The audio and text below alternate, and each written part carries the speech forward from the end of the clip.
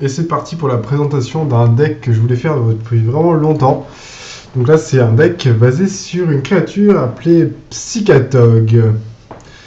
Donc le Psychatog, c'est une petite 1-2 en noir et en bleu qui coûte 3, qui a deux capas distinctes mais qui s'en rapprochent. On se défausse une carte de notre main, il gagne +1/+1 jusqu'à la fin du tour. On exile deux cartes de notre cimetière, il gagne +1/+1 jusqu'à la fin du tour.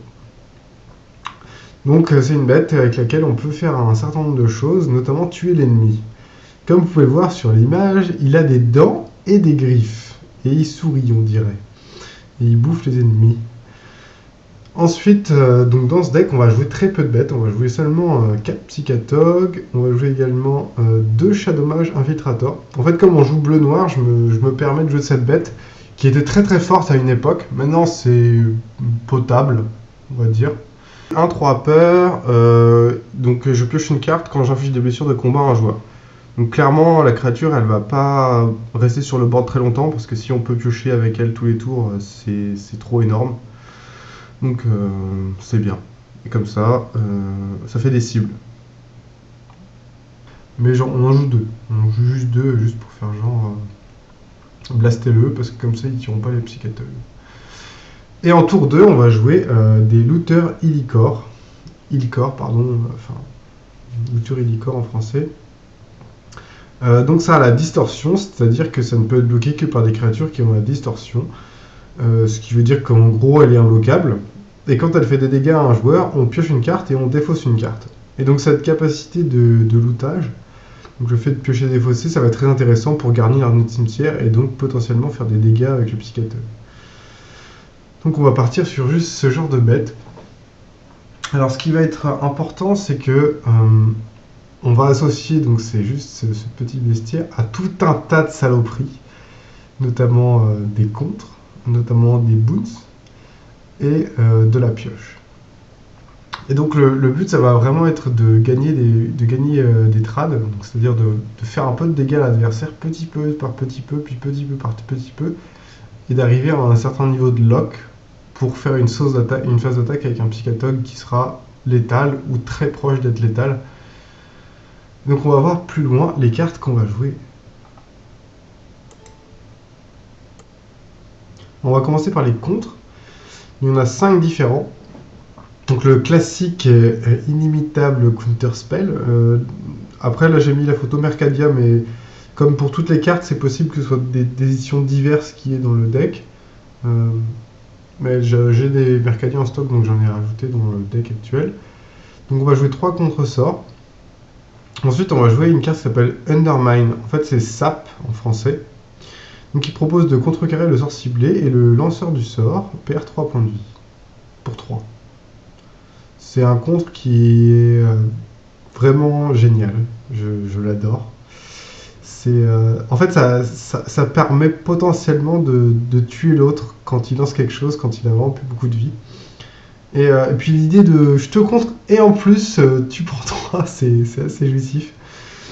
Donc on va sur la même lignée, on va jouer des contre-rafales, donc juste 2 par contre, parce que c'est non-créature, et donc on contrecarre le sort non-créature ciblé et son contrôleur perd 2 pour 2, donc c'est pas mal. On va mettre des points. Ensuite pour tempo, on va jouer des remand, donc c'est déférence, donc c'est pour 2, on contrecarre le sort ciblé et on le renvoie dans la main de son contrôleur et on pioche une carte. Ce qui est pas mal. Donc ça permet de tempo. En fait, nous, dans notre plan de jeu, on veut pas qu'il y ait des bêtes sur le board. Ça nous intéresse pas qu'il y ait des bêtes trop fortes. Donc si on tombe contre un mec qui joue aggro et qui va jouer par exemple des créatures qui ont 3 de force pour 2, on va vraiment essayer de les dégager le plus vite possible et temporiser au maximum. Donc on va absolument vouloir contrer ce genre de choses. Et gagner un tour, ça nous intéresse. En fait, le gameplay, il va consister à jouer les Psychatogs, mais on ne veut pas forcément le jouer tour 3. Le moment où on va jouer un Psychatog tour 3, c'est quand on en aura 2 en main. Dans ce cas-là, on pourra en jouer 2, enfin on pourra en jouer un tour 3. Mais sinon, dans l'optique idéale, c'est de le jouer tour 5 et d'avoir toujours un contre en main pour pouvoir le sécuriser. Et enfin, le dernier contre qui s'appelle Thwart, c'est-à-dire contrariété. Donc ça, c'est un vieux contre à Mercadia. on peut le payer pour 0 en se renvoyant 3 îles en main et on contrecarre le sorcier bleu. Alors, on joue bicolore, donc vous allez me dire 3 îles, c'est beaucoup. Oui, mais en fait, on joue des bilans qui sont à la fois des marais et des îles, et qui ne sont pas des bilans de folie. C'est juste que dans les dernières éditions, il y a des terrains rares qui ont les deux types, ce qui permet de facilement sécuriser, d'avoir 3 îles sur le board. Et en fait, un contre de ce style-là, quand on est un peu dans le late game, ça va potentiellement être un kill. Pour la simple bonne raison que se remonter 3 îles en main, c'est faire gagner +3/+3 au Psychatog, puis après exiler 2 îles, ça fait +4/+4, et réussir à mettre 4 points de dégâts sur une seule carte. Ça peut être juste ce qu'il faut pour gagner. Et encore, même, on pourrait être dans une situation où, en attaquant, si le mec ne réagit pas, il meurt pas, mais comme il essaie de réagir, on peut le tuer grâce à ça. Donc en fait, c'est du bleu-noir bien pernicieux, si je puis dire. Et on va voir maintenant les autres sorts, donc parce qu'on joue des contres, mais on n'en joue pas tant que ça. On a encore beaucoup de place pour mettre des removals et des piocheurs, qu'on va voir maintenant. Alors maintenant, on va passer aux autres spells qui restent. Donc dans la ligne du haut, c'est donc tout ce qui va être removal. Donc on va renvoyer des permanents ou des créatures dans la main du propriétaire. Donc on va jouer 4 accros de vapeur, donc Vapor Snag. C'est pour 1, ça ressemble à des invocations, mais le mec perd 1. Et donc c'est toujours un peu le même principe. Je fais quelque chose et je te tape en même temps. Après le répulse, ça va être un peu différent, donc on va renvoyer en main une bête et on va piocher une carte. Donc ça c'est bien parce que ça permet de tempo. Dans une optique où on laisse passer les tours 1, on laisse passer les tours 2 et les tours 3 on les renvoie en main, et on met des Psychatogs et on tape. Ça le fait bien. Et puis notre but c'est quand même de remplir notre cimetière, mais pour ça il faut quand même piocher des cartes. Donc on va se permettre de jouer ça. Et on n'a que 2. Ensuite on joue des failles cycloniques, donc Cyclonic Rift en anglais. Donc c'est pour 2, on renvoie un permanent non-terrain dans la main de son propriétaire. Et pour 7, on renvoie tous les permanents non-terrain dans la main de son propriétaire. Donc c'est vraiment un spell qu'on va essayer de garder. Si on l'a en main de départ, on va essayer de le keep, parce que ça permet quand même d'avoir un retournement de situation. Même si 7 mana, ça va être dans des games où on va réussir à tenir longtemps. Le deck va pas jouer beaucoup de terrain, parce qu'on n'a pas besoin spécialement de beaucoup de terrain. C'est les 2 seules cartes qui coûtent vraiment cher. À partir de 5 landes, on commence à être déjà très correct. On va voir pourquoi. Parce qu'on veut piocher en fait. On veut jouer des Féofictions. Donc pour 4, Féofiction, donc je présente la carte, même si normalement tout le monde sait ce que c'est que Féofiction. Donc c'est un peu le meilleur piocheur de Magic, et dans le deck Psychatog, c'est quasiment une carte conçue pour ça. Simplement parce que on va payer 4. On va révéler les 5 cartes de notre bibliothèque. Notre adversaire fait 2 tas.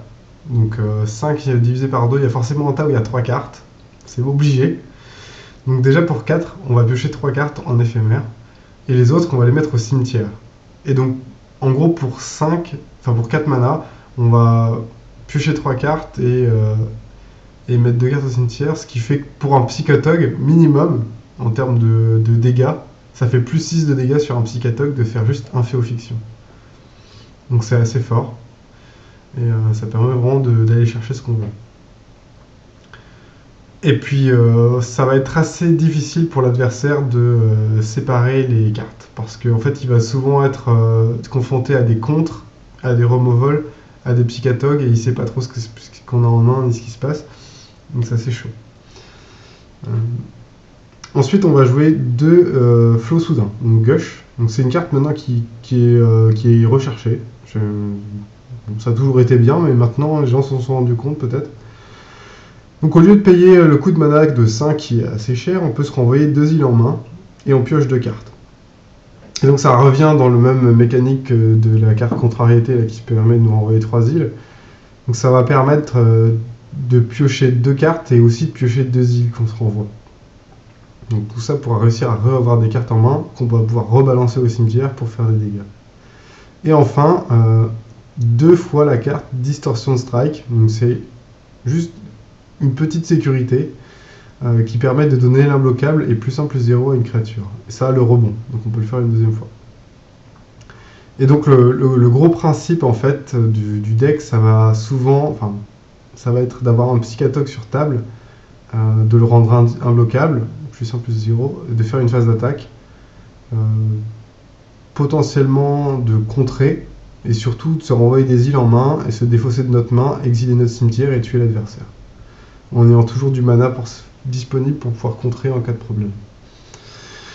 Et, euh, et en fait, il y a pas mal de cartes pour temporiser, donc c'est souvent atteignable et de faire un kill comme ça. Et comme vous l'avez vu, il y a beaucoup de cartes qui font perdre des points de vie en dehors de ça.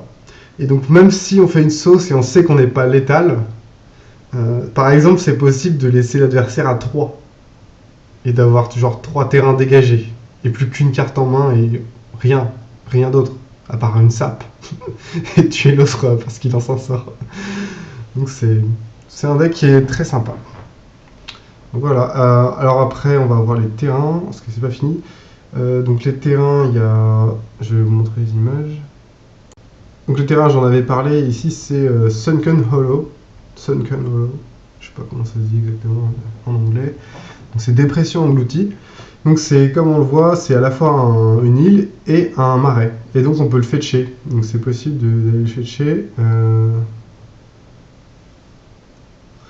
Et il arrive dégagé si on contrôle 2 terrains de base.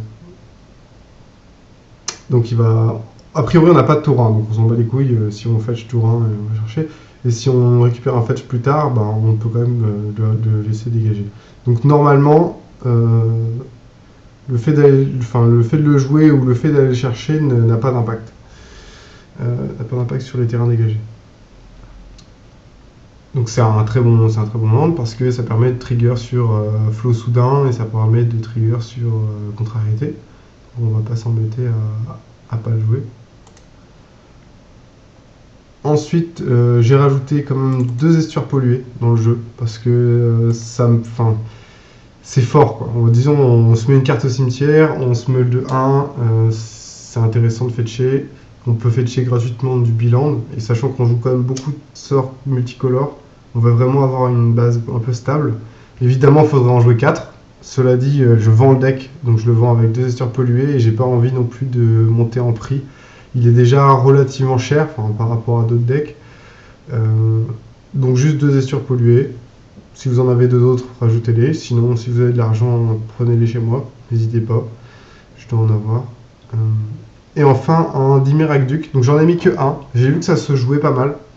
Et ça rentre toujours dans la même optique, c'est-à-dire on se renvoie un terrain en main et le terrain en lui-même fait 2 mana. Donc si on a trop de terrain sur le board, si on est juste bien en nombre de terrains, on perd pas de cartes à la jouer. C'est-à-dire qu'on va le mettre, on va se renvoyer un terrain qu'on va garder en main pour pouvoir le défausser. Et au tour d'après, il sera dégagé, il produira 2 mana. Donc bien sûr, c'est quand même un terrain qui perd du ramp. Donc ça fait qu'on perd un mana au tour où il arrive en jeu. Et donc on n'en joue qu'un. Mais ça permet quand même de garantir un certain late. Et c'est aussi un terrain qui fait 2 mana. Enfin, de 2 couleurs différentes, je veux dire, au niveau de la couleur. Donc c'est pas trop mal. Voilà, donc j'ai fait à peu près le tour d'horizon du jeu. C'est un truc que j'aime bien comme deck. C'est assez casse-couille à jouer ce genre de jeu contrôle. Et il n'y a pas de grosses cartes de genre je contrôle tous des terrains ou je gère tout. C'est juste vraiment au custom. Et donc la jouabilité du deck est très forte. On peut vraiment s'amuser à faire ce qu'on veut. Contre des decks très aggro par contre. Mettons, le mec sort des 2-1, il a, je sais pas, 12 2-1 pour 1 dans son deck. Ça va être un peu plus compliqué, quoi. C'est possible qu'on crève parce qu'on ne peut rien faire. Juste parce qu'il y a des petites créatures qui arrivent très vite. Et après, sur des decks un peu plus lents, normalement il n'y aura pas de problème.